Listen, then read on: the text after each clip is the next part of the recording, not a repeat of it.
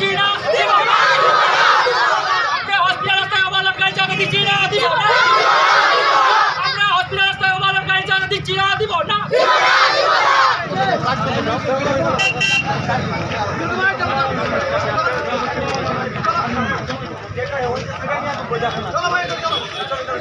উচ্চ মাধ্যমিক পরীক্ষা দিতে আসার পথে দুর্ঘটনায় পা ভাঙল পরীক্ষার্থী ও তার বাবার। রক্তাক্ত হয়েছে শরীরের অন্যান্য অংশ।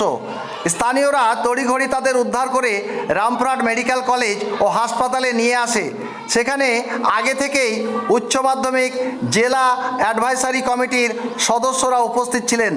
তারা হাসপাতালেই পরীক্ষার ব্যবস্থা করে রেখেছে। জানা গেছে মেয়ে অঙ্কিতা রাজবংশী কে বাইকে চাপিয়ে মোরারোয়ের ডুরিয়া হাই স্কুলে যাচ্ছিল। রাস্তায় পড়ে থাকা বালিতে বাইকে চাকা পিছলে বাবা মেয়ে ট্রাক্টরের তলায় চলে আসে। চালক তড়িঘড়ি ব্রেক কষায়। এই যাত্রায় বাবা মেয়ে বেঁচে গেলেও গুরুতর জখম হয়েছে দুজনেই।